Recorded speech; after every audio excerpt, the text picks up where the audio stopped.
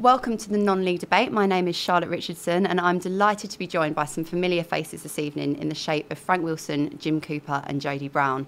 Over the next hour, we're going to be delving into a range of topics based around the all-important question, what does it take to build a good team in the non-league? So let's kick off with the biggest question of all. Jim, you get the phone call tomorrow, you're in at your new club. What's the first phone call you make? Who do you bring in first? Well, I'd be looking to bring in my management team, if I'm honest. I think that you need to get that right to have a successful team on the pitch. I'll be surprised if the other two boys actually say something different to that, if I'm being brutally honest. It is so important to have the right people that you can trust, the right people that you can entrust with the players. There's a bit of a two-way communication. So for me, it's an easy question, really. Yeah, bring in the right coaching team and support for yourself.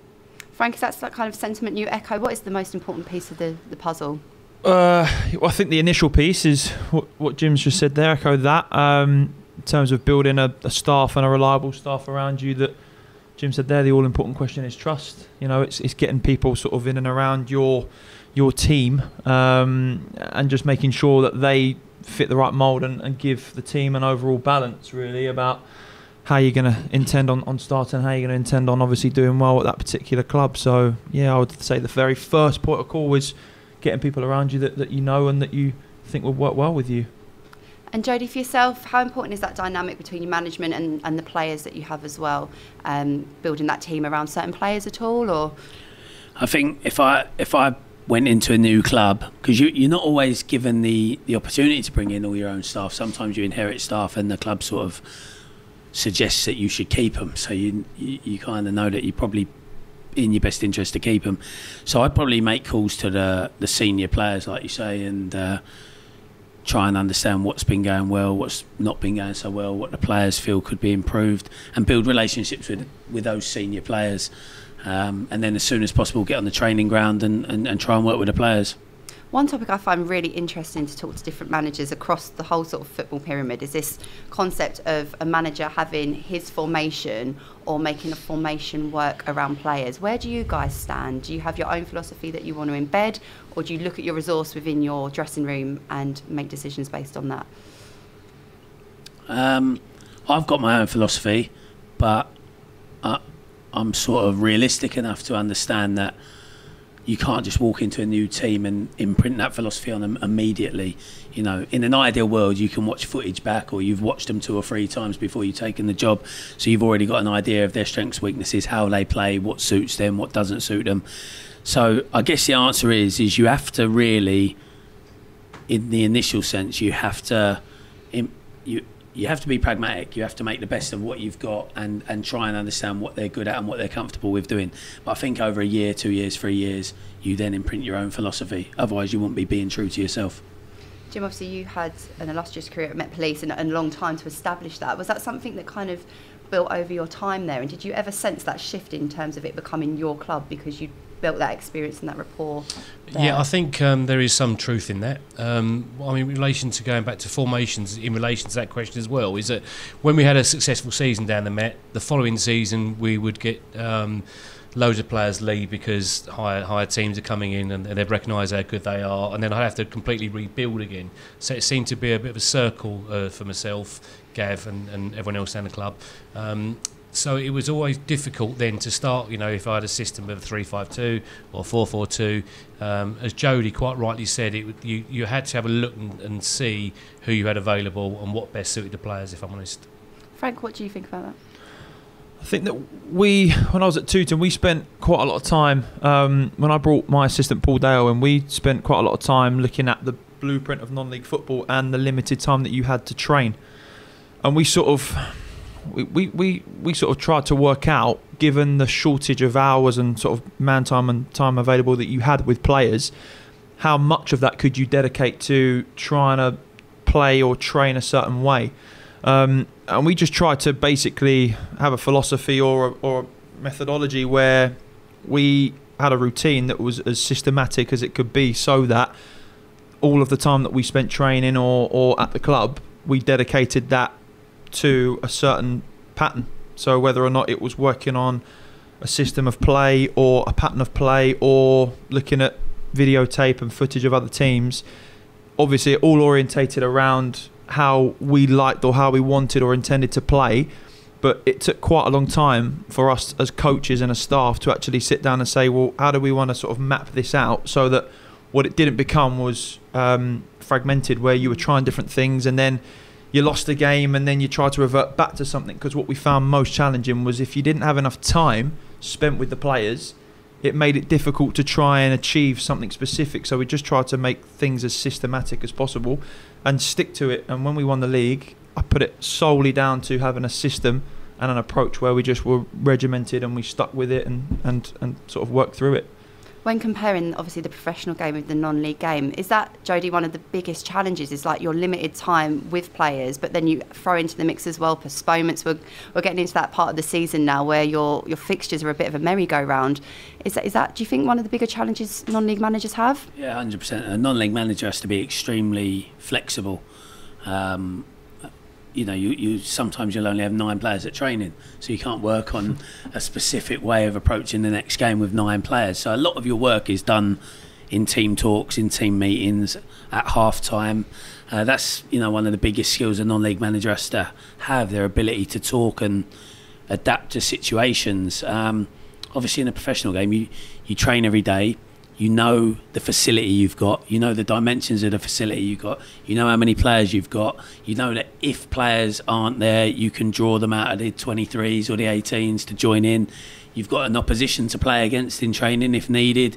You've got video analysis, you've got everything available to you right there at the training ground.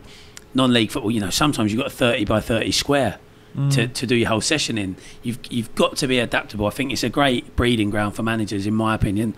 Not enough managers from non-league make the step up, because if these guys who walk straight into Football League managers had the experiences that we have in non-league football, I think it would hold them in good stead, because you face many challenges, but none more so than what you face as a non-league manager when players dropping out 20 minutes before a game or a session, and how quickly you can compose yourself and adjust the system, adjust your preparation, whatever that is. It's a big skill that you gain in non-league football, what I think gets overlooked by the professional game. I can see you nodding there to the left of me. Is that the kind of experience that you've had during your time as a manager as well? Can you potentially pick out an example where you've had your tactics, you've had your regime, and then it's kind of been curveballed at the last minute at all? Oh yeah, I mean, countless amounts of times when obviously the Met Police had numerous police officers playing, it was a question of whether they're going to get off work to actually turn up. Not just police officers, anyone in non-league football has got a living to earn outside of football. And as Jody said, you've got to be, you've got to be accepting that that's going to happen. They're not going to be there at training or games. I've turned up for games and we've started with 9 people. People have been running late. The trains are no good, and you're starting a game with 9 people. And again, it's adapting to the situation as it would be in training. I mean, I'm nodding because I can't remember. There's very, very few training sessions in 15 years of management when I had the whole squad available and where you can work on what you want to work on before training sessions. Well, for example, most of your work in terms of preparation for a playing style would normally be done in pre-season. In non-league football, that's when the boys go on holiday. Yeah. So it's very, very hard to ever get any sort of continuity until the season actually gets underway. And then, as you know, you've got an hour and a half on a Thursday night, really, because you're playing Saturday, Tuesday. So it's hard to implement any philosophy short term. That's why I, going back to the start, I said over a year, 2 years, 3 years, you start to implement a philosophy. I think when you first walk into a new club, it's very hard to do that unless they already share your philosophy and you just... it's a continuation of what they're doing already. Yeah, I completely agree with what Jody said there, and I think that looking back on my own experiences, what played a big part in our successful season when we got promoted was bringing Paul in and getting the right staff and dynamic in the second half of the first season before that, and then having a philosophy and a methodology and a way of playing, and then finishing that second half of the season very strongly. We won the London Cup, and then we began pre-season already with an idea and a blueprint of how we wanted to do things and what we thought worked, and then that then carried itself through a season which was interrupted as many times as we've said tonight with cancelled training sessions because the 3G or the pitch wasn't available or weather and things like that. It's just very interruptive, but you've got to make do with the best that you've got. But I suppose when you won the league, you had quite a few people at training. I'd like to ask you the question that when you were struggling, you were at the bottom of the Ryman Premier. Yeah. Did you have a lot more excuses from players? I can't make it, I'm working. Or were they still as dedicated, going training? You know, when you're winning, they want to be at training because they want to play. Yeah, definitely. I think that it's mentality and players' approach and, you know, their frame of mind and how motivated they are is largely dependent on success. Or, obviously, success is a massive thing, but the sort of the overall package of how much they enjoy the facility or how much they enjoy the environment. And that's what you've got to do. I think that we would agree that you've got to build an environment that is enjoyable, so that you then get the participation from players and from staff. You know, you want your coaching staff to turn up enthusiastic and motivated to want to obviously train and do well as much as you do your players. I think an important thing, you say, like you rightly say, when you're winning, you got 18, 19, 20 boys at training. But even when you're winning sometimes, if you make a couple of bad signings, in terms of personalities, it can very quickly change the approach to the training ground. So one or two people, although you've got this great culture and you're a successful culture, one or two wrong signings can change that, whether it's they're angry people, the way they behave on the training ground, or whether it's that they are lazy and don't turn up and people see them get away with it and then someone else does it, and then all of a sudden you've now got a culture of people who don't want to train because they've realised, oh, there's shortcuts. And we still won on Saturday, and it puts the manager under immense pressure decision making wise, and that's something I struggled with at Haybridge towards the end. I've got quite strong principles about attendance, and I think you should be at training and you should be working together. And towards the end of my time, we started to have a culture where, well, we won on Saturday. Will he actually change the team, regardless of whether I'm at training or not, and that type of thing? And I do change the team, and that you know, that comes with its negatives as well. Because if you then drop points that day, people turn around and say, "Well, he left the top goal scorer out. What on earth's he leaving the top goal scorer out?" Well, he hasn't trained the last 3 sessions. That's why I left him out. And fans don't see that. No. And what kind of culture do you want at your football club? Because I'm suggesting that if you have strong principles, eventually you'll get the end goal. If you start just letting your principles be negated, then eventually you're gonna have a weaker side. And to be honest, it kind of did happen at Haybridge, albeit a very small sample of games, 6 or 7 games. I could see it going backwards a little bit, and I think it was the off the field culture that was affecting that. And I guess off the field culture does get dictated a lot at pre-season. Are there any kind of techniques, or how much empowerment do you give to your players to have an impact, particularly at the start of the season when you're laying down the ground rules and stuff like that? Do you have an open dialogue with maybe senior players, or how important a role does a captain play in that? Massive, absolutely massive. There's 2 points there. The first thing is that I will say is that first pre-season session you get about 30, 40, 50 people turn up, and regardless of who they are, you're looking for that diamond in the rough, or whether you've got a bit of a rough idea who your squad's going to be. So I will speak before anyone starts training, lay the ground rules down, exactly what I'm after for the season, for training, for pre-season, etc., etc. But I've already spoken to the senior players who I know that can support me in the dressing room, who can support me on the pitch, and if I have to ask them to get my point across, I'm more than happy to do that because of the trust I've got in those players. Similar story for you, Frank, like setting that tone nice and early keeps the dialogue open with players? Yeah, I think you've got to be honest.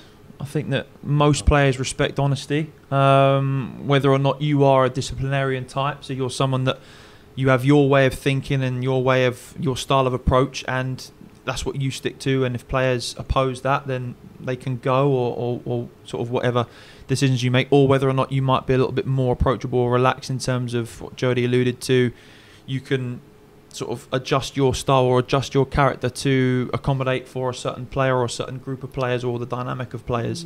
But I think it is hugely, hugely important to make sure that you sort of instate your thoughts and your processes within certain types of players, and you've got to be able to trust those players wholeheartedly, not so much to let them carry out exactly what you want from, you know, what you want to do, because your job as manager has got to be very specific, and no one can do that other than you, not even your coaching staff. But you've got to make sure that certain players are like-minded so that they can then make the little necessary sort of tweaks and improvements that you require them to make, and that's important in training. It's so eye-opening and interesting to hear the accounts of obviously 3 different non-league managers, because there's just so much that goes on behind the scenes. And it's quite interesting looking at recent sort of Football League appointments and how many well-established Football League clubs are now dipping into non-league management. Do you think actually there is an argument to be made that non-league managers or non-league coaches going up through the ranks have potentially even more to give a Football League club than maybe an ex-pro that makes the leap straight away? Managing budgets, resources, this man management that you speak about. Do you think there's Football League clubs that can really benefit from looking to the non-league? Yeah, I think we'd be crazy to say otherwise as non-league managers. There's skills you learn in non-league football that you won't learn playing professional football. I don't think I'm being disrespectful when I say this. Professional footballers have everything done for them, certainly at the top end, the Premier League players. And they struggle with managing themselves, let alone with managing a football team. And I've got personal experience of that. Whereas we at non-league level, you literally manage the whole football club. In most instances, you're sorting out where to train. You're doing the player negotiations. You're releasing the players. You're signing the players. You're obviously carrying out the training sessions. You're dealing with your media. You deal with absolutely everything as a non-league manager.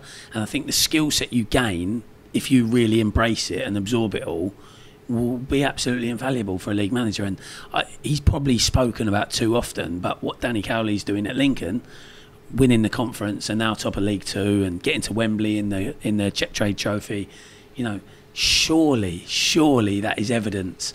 Because if you look at Danny Cowley's non-league record, it's good, but it's not amazing.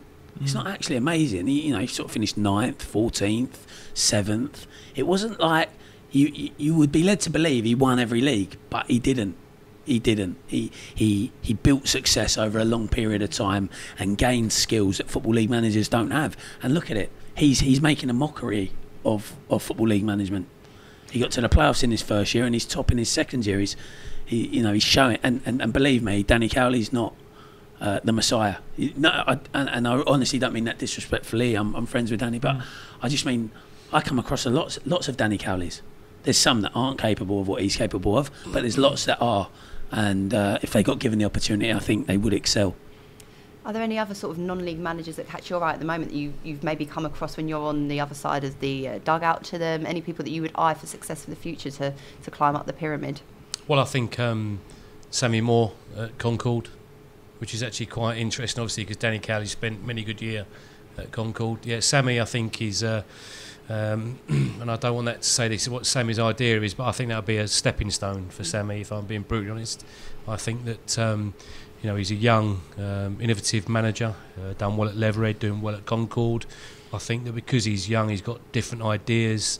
He's got that non-league background as well as obviously having the pro football background he's got. So I think he's certainly one of them. And again, I think you may be able to look at, again, I'm just thinking about a local player, maybe Harry Wheeler, who's done well at Billericay, and regardless of what people say, to win 3 trophies, it doesn't matter how much money you had. He brought the right players in, and he got a bond down there, and he seems to have turned around Maidstone slightly in such early stages. So again, I think there's two names to watch.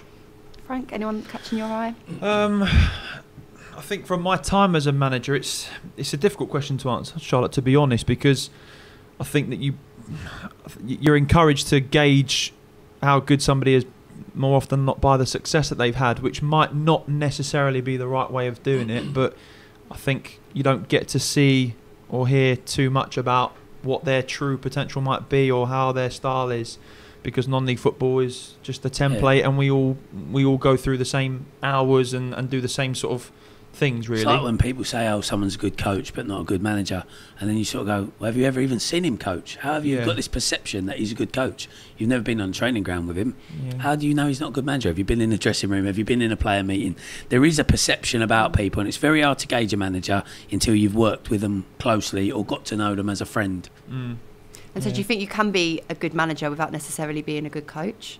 How do you see that dynamic? I think, of course you can. It all takes all kinds. I think the best partnerships are the ones where you've got someone who's a particularly good manager of people, and the other person's a particularly good coach. I think that's probably the best combination you can get. It's not always realistic. You can't always get it because the coach wants to manage and the manager wants to manage and coach, and so you don't always get it. But when people are really secure about their strengths and weaknesses, they get the right people around them. So they will get a good man manager, a more senior person around a younger, innovative, is that the right word? Coach. Yeah. But you need to be secure in yourself to do that. You see a lot of people don't want people around them that perhaps have got skills they haven't got. But that's the best. Sorry, that's the best dynamic for me. That's the way I'm a manager. I'm not a coach, and the reason why I say that is because I know exactly what I want the training session to be, because I know my players and how we're going to set up. But I would have also gone to see the opposition. So you're a non-league manager. I know Jody. I know used to go everywhere, and if I was watching another game, there'd be other managers bumping into Frank, loads of managers. So I would be watching our games, I'd be watching the opposition, and then to actually then take 1-2 training sessions a week is a little bit too much for me as a non-league manager. So you want that coach, and again, coming back to the first question, who you can trust to put on the session that you want them to do. Yeah, we obviously started and opened the show with that question around the biggest piece of the jigsaw puzzle. I guess a growing piece of a jigsaw puzzle when it comes to non-league football is the mentality side of it. How do you prepare your players mentally for a game? And is that potentially when the side of the manager comes in to really motivate a dressing room and motivate players? What are the challenges for non-league managers in that sense when they have to prepare players for a very, very busy season? I'll jump in first. I think that one of the biggest challenges that most non-league managers will face is time management and differentiation from where you've come from that day to getting yourself in a frame of mind for football. So I know from my sort of business background, being in an estate agency, and sort of being in at times a fairly sort of sedimentary job where it could be a slow day at the office and there's not a lot going on, it might not be too engaging, and then you've got to go to a Kent side on a Tuesday night and you've got to drive 2.5 hours across the M25 and you've got to get to an environment where all of a sudden I almost liken non-league management at times to a performance in terms of as like an actor would perform, and I don't mean that in terms of you're trying to sort of mislead your team or your players and try and give a perception of someone that you're not, but you've got to be good at switching turning into manager on mode and turning off. Yeah. Because if you turn up, and I found if you turned up to games where you lacked motivation, then that would just it would read all over your body language and it'd leak into your team. So you had to be a good performer in that sense, in terms of understanding and knowing what was required from you as a manager, and making sure that rubbed off on the people around you when you turned up. But that's knowing your audience, isn't it? So when you're in the dressing room before the game and you're talking to your players and they're sat there, they're not even looking at you, they're switched completely off.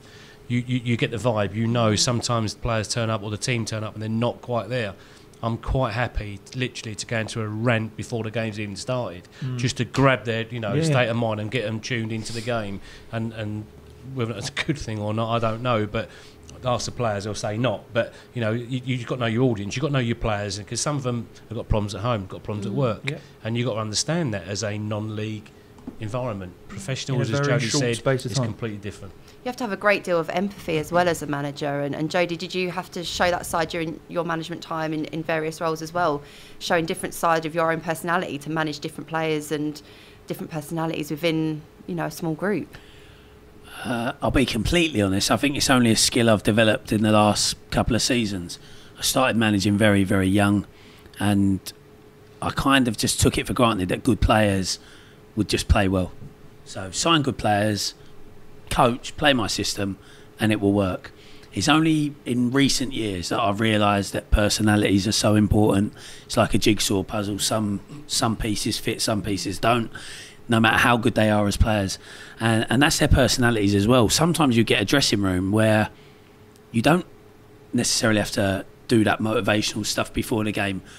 but sometimes you do have to do it, and that's determined by your dressing room. If you've got 3 or 4 big personalities in that dressing room, they're already ready when you walk in because people have managed the dressing room for you.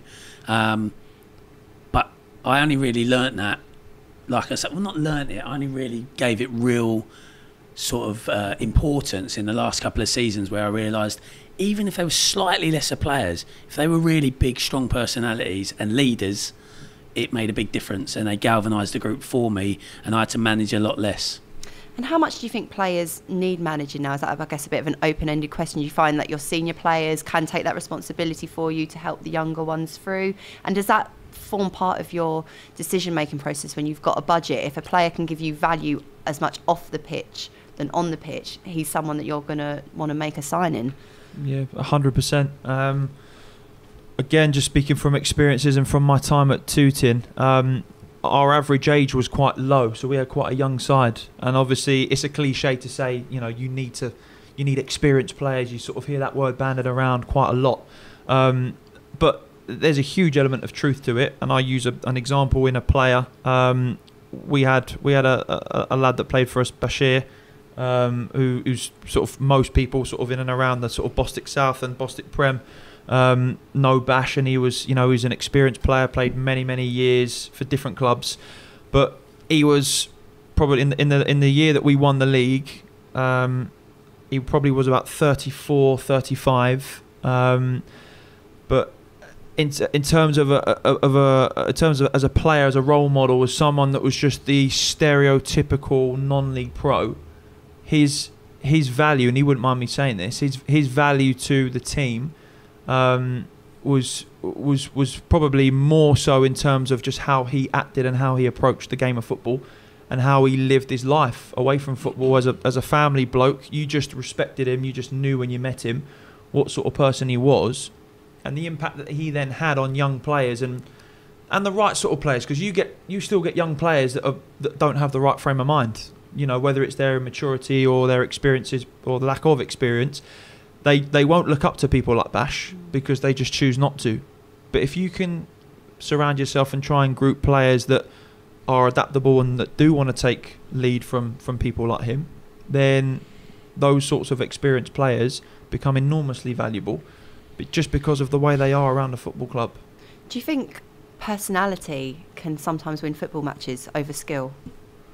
A lot of the time in non-league football, because you come up against so many uncontrollable obstacles that professionals wouldn't come up against, and personality is what will get you through it. You know, sometimes the pitches, the weather conditions, getting there 5 minutes before kick-off because you've been stuck on the M25, and it's your personality that will get you through it. 100%. I dare say it's the same at every level. You know, at the very top, you know, Manchester United against Chelsea, their personalities will play a massive part, but probably even more so down the levels where there's so many uncontrollable factors. And what do you think the secret is then to building a good team spirit within a dressing room? Well, winning, that helps. But I think it's, you know what, you want them to express themselves on the pitch, in the training facilities, and in the dressing room. And if you've got a really, really good, close bunch of lads that go out and drink after games once a month or whatever, then I think that's invaluable. Every really Tuesday, every Saturday. You know, yeah, maybe not of a Friday night, but it's just invaluable, isn't it? Yeah, I would say, and I sound like a broken record tonight in terms of keep talking about my time at Tooting. But was you at Tooting, was you? Yeah, apparently. But I think another important thing to sort of building a successful team and that environment was what we found was building the relationship between players and supporters. Because I knew when I took over the job how much of a role and a part that the supporters played in the success and the general running of the club. Huge history, you know, FA Cup successes and things like it, and a good attendance, you know, for a South London football club playing in that division. And I recognised how important it was to build a rapport between players and the supporters, because I felt that it was important to try and get the players to understand what they were playing for, because the one thing that I noticed at Tooting when I was manager was when I registered and signed a player, how many times a player was returning to Tooting Football Club, they'd played for him in the past, or how many people that have gone through or played for Tooting Football Club.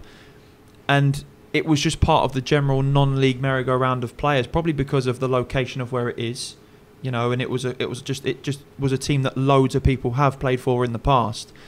But trying to identify a reason why people actually stopped there and played was important to how we became successful, and the fans become proud of the team because we would make the players have a rapport with supporters. We would bring mascots into the changing room. We would identify with, you know, just out and outright fans and get the players to spend time with them after games, you know. And then before you know it, they're wearing shirts to the games with players' names on their backs, or they're going on forums and talking about their favourite players. I thought that it was important to identify a closer connection with the club, so that when you were then in a passionate Jim Cooper-esque team talk, you know, and you've got a London Senior Cup game and you've got to beat Dulwich, you tell the players what they're playing for. You talk about the history of the club. You take them around the boardroom and you show them Ian Bullock's newspaper articles of 1958 or whatever, you know, the glory days of Tooting and Mitcham. And I thought that was important in terms of trying to play a part in how to make the team successful, recognise its success. Yeah, something to be honest, I did that at Haybridge. Again, like I say, it's not something I valued in my early days, but as I became more experienced, I felt that if you could give the players something more than just playing for themselves, some extra motivation, and like Frank says, a relationship with the fans, it really helps on those difficult days to feel that you're responsible for something, as opposed to just when it's only you get in your car and drive home. It's a little bit easier to throw the towel in. When you feel you're playing for 200, 300, 400 people who really care, then I do think you get an extra yard out of the boys. So yeah, Frank's right. A phrase that comes up in football quite a lot is there's a bad apple in the group, and it's too good an opportunity not to ask you guys about some of your less good experiences in football when there is a bad apple in the camp, and how you've gone about dealing with that, and shed some light for us that are never in the dressing room. How do you deal with a bad apple in the group? Oh dear. There's been many a bad apple in the group, sadly. That ultimately, at the beginning, can you name some? I can by these players come over and you not necessarily, you don't pick up on it at the beginning, but over a period of time, you get other players just ignoring them, not bonding with them and things like that. And then it translates onto the training field, tackles going in, against them or from them, and then manifests itself to a match day where literally, I've had players come at me wanting to swing a punch at me, and stopped by bigger management staff I've got. But as soon as that happens, they're gone. Obviously, they are gone.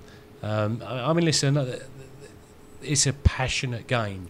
And to use the term bad apple may be a bit detrimental to all players, I suppose. But I get your point. Yes, there are players in the dressing room that don't get on with the others, and it does bring the dressing room down, and you have to deal with it. You've got no choice but to deal with it one way or the other. Either they sign into what you and the rest of the players want to achieve, or they're gone. Simple as that. Because we've spoken about how team spirit or personality can win games, but on the flip side, you could be winning and on a great run, but if that dressing room isn't united, I'm assuming from your experiences it can fall away quite quickly, as much as how long it takes to build up. Would that be a correct assumption?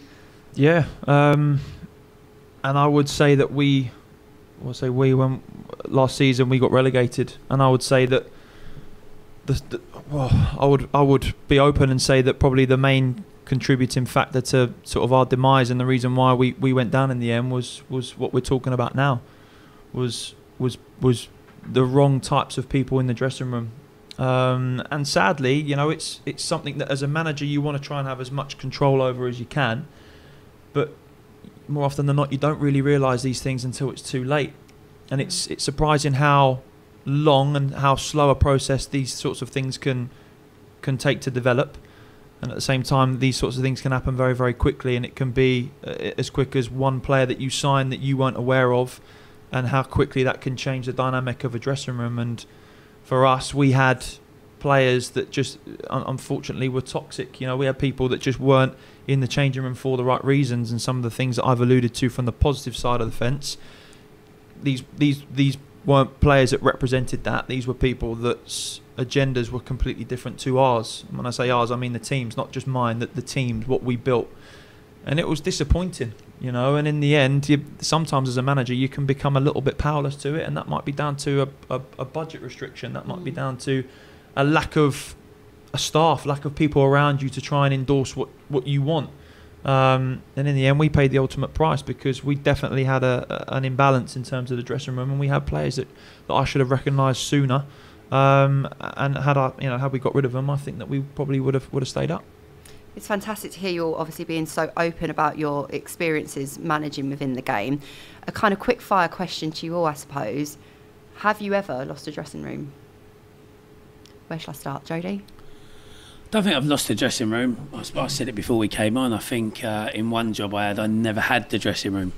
I was in and out in a real short space of time, and I don't think I ever had time to actually gain the trust of that team. One or two members of it, yeah, but I think on the whole they still sort of holding on to their previous manager, and perhaps saw me as a threat of some sort to their contracts or their future at the football club, and I didn't have time to turn it round. So yeah, I don't think I've lost the dressing room, but I think in that instance I never had the dressing room. Is it a phrase that even makes much sense? Even you hear it so much. Oh, he's lost the dressing room. Is it a kind of a fictional concept perhaps us football supporters use to try and label why something's not worked out?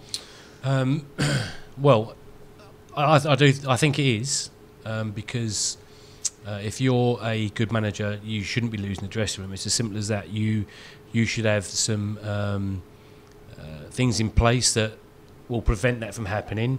In my instance, so I had a coach and I had a number 3 who all the players knew that if they had any issues with me, they could approach that person in total confidence, and then they'll come to me and tell me genuinely, so that one of the players has come and said this about this, doesn't like that, about what you're doing there, or there's a group of players that aren't happy with this, that, or the other, and then I'll deal with it from that side of it. I get what you're saying when the press say he's lost the dressing room. No, I don't think that, in my opinion, ever happens. I think that's a case of players normally find excuses for their poor performances, their results, etc., and will sometimes edge some of that intelligence or information out into the areas where people pick up upon it. Can I just jump in? Yeah. Sorry. I think the one real danger in terms of losing the dressing room is it's never players that are playing in the team and being successful. The area you have to manage is the players that aren't in the team. And when you get the balance wrong, so there's a sort of a cliche and a thing we all sort of say, everyone's part of it, everyone has to work hard, everyone's equal, and you never want to see someone not in the team happy to not be in the team, and all this. It's a bit of a cliche really, because actually they do need to be happy to not be in the team. I don't mean satisfied with not being in the team, but they can't come and always have that long face and sit next to their mate who is in the team and drag them down and start going, and all this. And this does happen. And now I think that's that bad apple. And what I've found is sometimes, again, there are players out there that are good team players. They understand their role within the group, and that they might start 20 games instead of 40 games. But some players just can't cope with that. So when you're doing your recruitment, you have to be really careful not to sign too many players that expect to be the main man. So, for instance, you need to have a striker that will be on the bench. You have to have one to come on and change games. Now, how many strikers are actually happy doing that? So you have to find one that is not happy to not be in the team, but happy to work hard and push hard and try and get in that team without kicking up a fuss, and it's quite rare. And going on, sorry, but with regards to losing the dressing room, but like Jose Mourinho, arguably the best manager ever, we saw what happened to him, the players down tools. Now, we don't really know why, but people like Eden Hazard just gave up. Diego Costa gave up. So it can happen to the very best people, and I think it comes about when you're not keeping the people who deem themselves as the stars happy. So I guess that leads to the question of ego in non-league football. What a topic. How is that, managing ego? I think that it's a responsibility of a manager, of a staff to let players express themselves to a certain degree, but I think that expression needs to be within the remit of your control.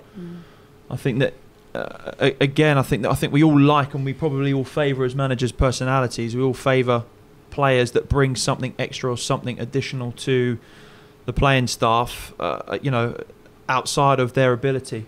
I know that from growing up and watching football, Gazza and personalities like that were always heroes of mine, in terms of not just how good a footballer they were, but that X factor that they had about him, that egotisticalness, just the way that they carried themselves.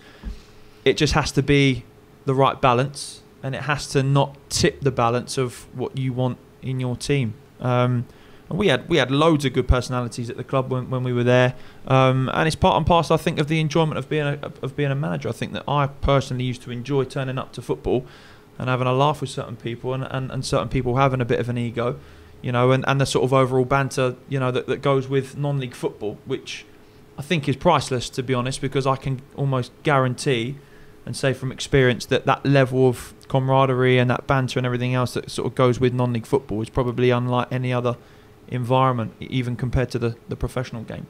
We've obviously spoken a lot about personality, the importance of mentality. What role does tactics play when it comes to building a good non-league team? Is it hard to delve into the detail you want to for tactics? Because as we were speaking about earlier, you don't actually get that much time with the number of players you want or the hours you would want with the players. It's difficult, of course, because you're only with the players maybe one training session a week, and as Jody and we've all said earlier, to try and get 13, 14, 15 players at training, it's difficult to actually get the tactics prior to the game the Saturday on the training field. But you know what, if you're a good manager, you give the instructions to the players, and to be fair, this is going to sound so bad against the players, all they've got to do is do as you've asked them to. It's as simple as that. As we've all mentioned the word, I think, go out there, express yourself at the right time, but you need to do exactly what I'm asking you to do. And whether that's sitting deeper in a game or pushing and pressing higher in the next game, if they do as they're told, then I think, to be fair, it's more difficult obviously in the pro game, but it's something that really shouldn't be unable to be overcome, really. Jody, can you give us an example of any encounters where you've sat there on the pitch and you thought, I'm really enjoying this tactical battle I'm having with an opposing manager? Is there any games that you can feel like you really remember and that stand out to you? One particular game? No, I always like playing against teams at a higher level, because I think 9 times out of 10 they've got better players than you. So you do have to go tactically prepared. And it's an assumption on my part, but I've always felt that the higher team does less homework on the lower team. So if you get your preparation really right, and your players, as Jim says, can carry through the instructions that you've worked on the Thursday and then spoke about in the dressing room, then you can get successes. And there's many examples where I've had that in my career. I wouldn't want to pick out one. I'll pick out one. Exeter. We lost a game, but I think we won the tactical battle. I don't think Exeter, at the time top of League 2, ever thought that we could control possession for periods of time. I don't think that they were prepared for us to recognise their holding midfielder always went in between the centre-backs, but with his back to play. And one of our triggers was when we see the back of him, go in and press him. And I don't think they were prepared for that. And, that particular player ended up getting booked, ended up walking a tightrope in terms of getting a red card. Now, there was 104 places between us, so he really shouldn't have been getting frustrated. But such were we controlling the tactical element of the game, the Exeter players and management were finding it frustrating. Unfortunately, their quality showed in the end, and they scored a couple of set plays, which are also a tactical element. But yeah, probably that one kind of stands out, as there was such a gulf in class between the two teams. It was the fact that we were prepared tactically that we were able to compete. And Frank, we've spoken about what motivates players and all the different tasks that a manager has to do between sort of their Saturday afternoon to their Saturday afternoon. As a manager, sometimes do you get as much satisfaction from knowing that, like Jody says, you've won the tactical side of it as you do 3 points? Or is ultimately what every manager wants on a Saturday afternoon is those 3 points in their pocket? I think that everybody, well, you've got to aspire to obviously the point system and obviously rewarding yourselves with that, and over the course of a season you win more games based on performance. You earn those 3 points more through good tactics or a good tactical layout. You'll win games where you play badly or play poorly or you were outplayed and you just managed to win. But more often than not, your success is built around your tactical approach. I know that my assistant when I was at Tooting was a tactician, so that was just how he thought. And if he's listening to the show, he will be nodding his head right now and agreeing with me, because it was all about tactical mind power. And what he sort of relished in was the one-upmanship between the tactical approach in the game between our dugout and the opposition's dugout. And that also took place in terms of game management when the game was on. The substitutions that got made, the discussions that we had, the things that got said. That played a part in terms of the tactical analysis in sort of us against them. We played a game against Greenwich Borough where we'd won. It was part of a 14-game winning streak. Wow. And we went down to 9 men in the game. A player broke his leg, centre forward. Someone got sent off for us in the first 20 minutes of the game, and we went to a back three, and we discussed it for about 2 or 3 minutes. So much so the referee had come over sort of to hurry us up. But our tactical discussion was: were Greenwich going to expect us just to stick with a back four, take a forward off, just try and putt the bus? But we actually thought of a specific tactical approach just for that game, and it could have gone horribly wrong. We could have got beat 10-0, but we done something that we thought they wouldn't expect. We went back 3, and we won the game 1-0. So there are definitely certain games that you look back on, or periods where you think that the tactical appraisal, the tactical awareness plays a big part. But we've done a lot of video analysis, so I think that for us specifically, tactics and sort of how we set the team up and things like that and what other teams did was largely part of our process, just because we watched a lot of videotape. I mean, that's a really good question though, but there is the flip side now. It's quite important that, be fairly quick and be happy to pat yourself on the back when you've got the tactics right. But as a good manager, when you've got them wrong, that's really when you want to be, self-analysing what your decision was before, whether that being players' decisions, who played or how you played, etc. And so the actual question, for me, if I got the tactics right, I'd be chuffed, obviously, with the 3 points, but glad I got it right. But I was I was my biggest critic when I got the tactics wrong. And I think that's an important role as a manager, definitely, and then also as a player as well, because it's a shared responsibility. Regardless, if you've got it wrong, you've got the players out there as well. But you've got to be self-reflective and say, do you know what, I got that wrong. It's a great tool, because sometimes you can lie as well to take the pressure off the players. You can say, I think that substitution I made probably affected you negatively. I think the fact that I went to a back three when we went down to 10 men, perhaps I got that wrong. And you kind of deflect from the players, even when you might not think it, but you want to take the pressure off the players. You're going up and say, do you know what, that's down to me today. I got that wrong. When you know full well the players just had one. A poor performance. But you want to pick them up before the next game quickly. Yeah. And, well, okay, the gaffer got that wrong. So, you're going, and that's just, again, man management. Yeah, I think showing a bit of vulnerability and accepting that you're not always right is an important role for the manager. And on my travels with Margate, obviously watched a lot of different teams at this level, and it's always interesting when you can pick up the tactics and how potentially a team is set up around a number of individuals or potentially certain positions. Do you know what you want out of every position? Do you like to play in a way where you really favour your attack or your goalkeeper, or is there potentially a position where you think, right, I need to make sure the spine of the team is good? Do you favour or prioritise any particular positions when you're assembling your non-league team? I think that my time as a manager has been quite a short one, so I think that that'll be I'll be keen to hear what Jim says and what Jody says, because I think that sort of longevity in a job or in a role and having years of experience undoubtedly is what sort of teaches you or probably answers that question specifically, well. Sort of sustainability at one club or at one team is, undoubtedly what's going to generate a template in terms of how you want to play.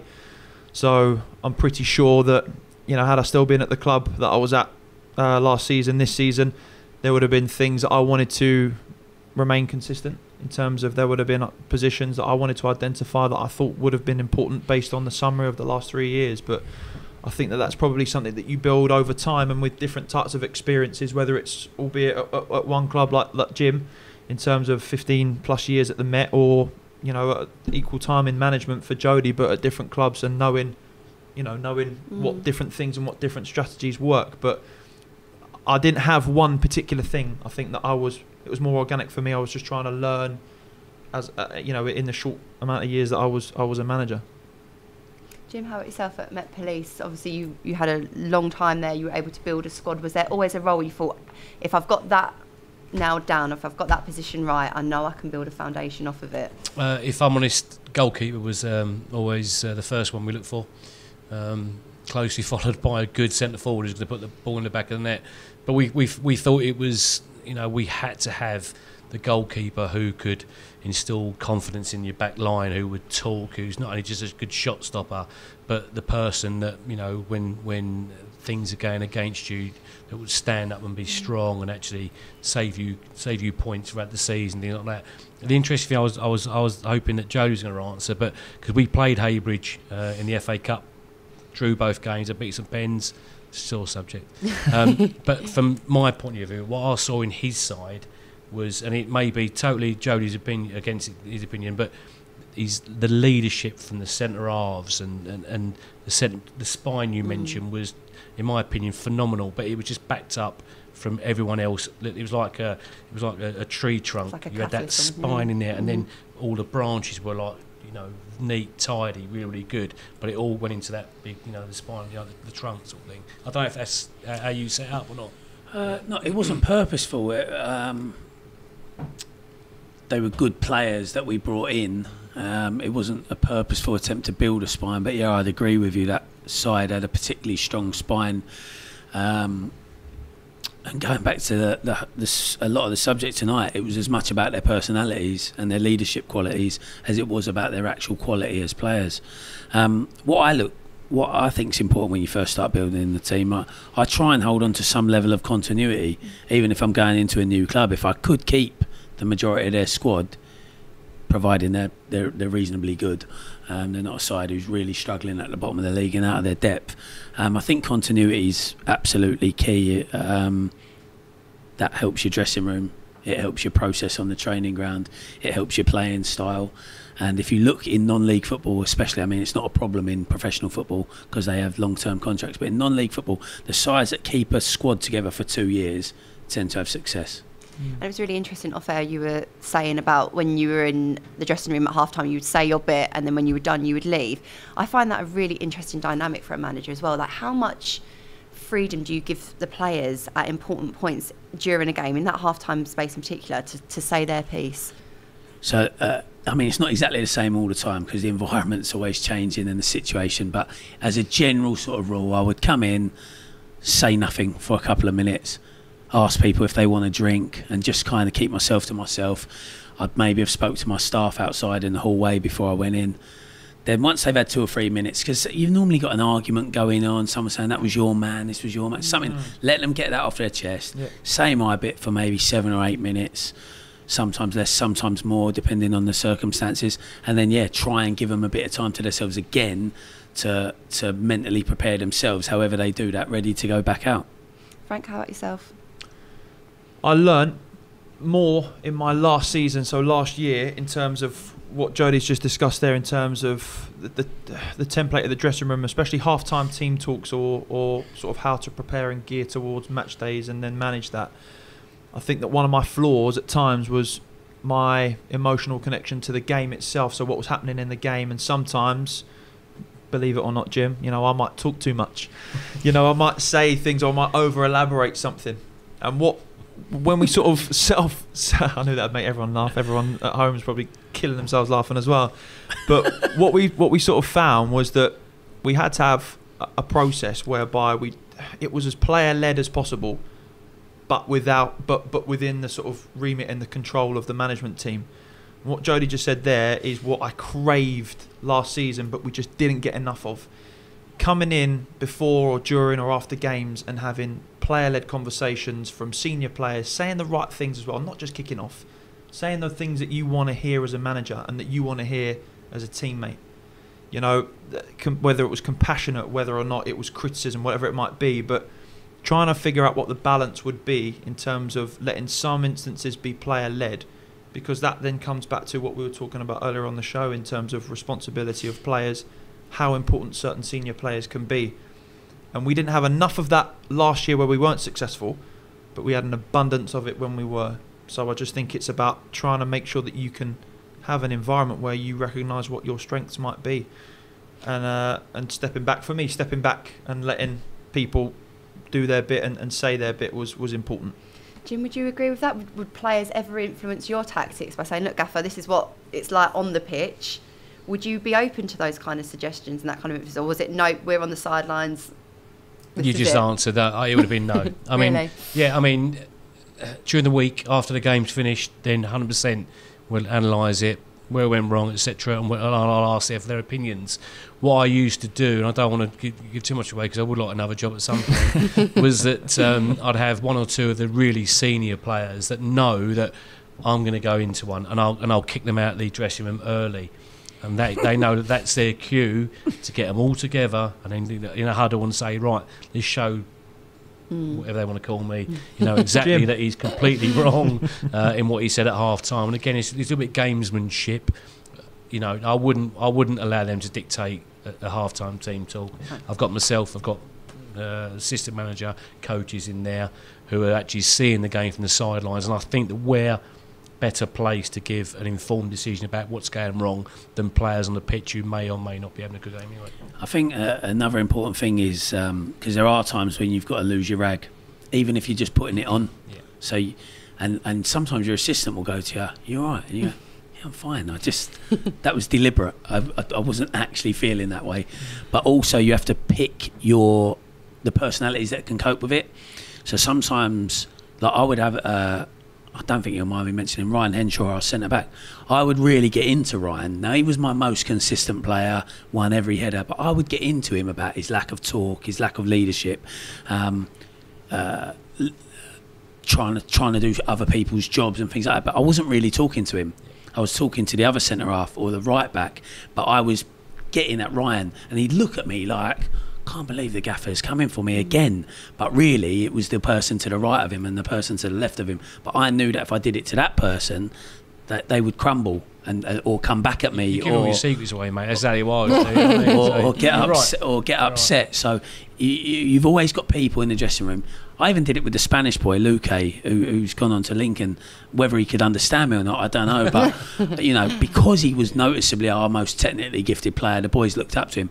If I got into him about poor decision-making with the ball, it kind of rubbed off on everyone. So, yeah, I think you have to pick your moments, pick your characters. And Frank said it earlier, sometimes you have to be an actor. It's so interesting, the different levels of complexity. I mean, I had an utmost respect for football managers to start with, but even more so now. Frank, we were talking like in the last time we were on the show as well about networks and stuff like that. Would you let a player's insight not necessarily dictate a team talk, but in the weeks building up to training, would you have both ears open to what potentially the players could give as insight if their mates played against the team that you're playing a couple of weeks ago, or is it really kind of just brushed aside? I think there's a fine line, to be honest, Charlotte, in terms of, you know, listening to some of the information that might come from senior players or players that might have some experience. And I think Jim said it a lot tonight.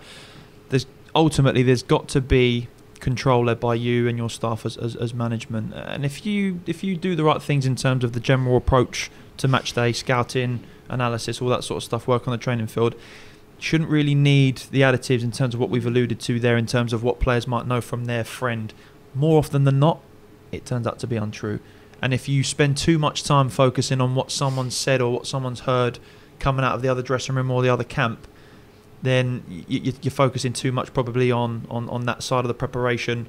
Maybe have more confidence about getting your own prep right, and making sure that everything that you do as a system works. Control the controllables. That's what everyone says, don't they? Yeah. So go and watch the game yourself. Yep. And when we opened up the conversation, we knew we were obviously going to talk about lots of different topics. But if you were going to pick out one single ingredient to building a good non-league team, in maybe one sentence, one word, what would it be? Team spirit. Frank? Trust. Get Jim as manager.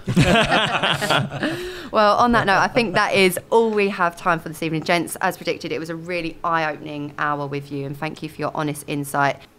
And if you would like to join our debate on what it takes to build a good team in the non-league, you can do online. Leave us your comments. In the meantime, have a good week, enjoy your football, and we'll see you next time.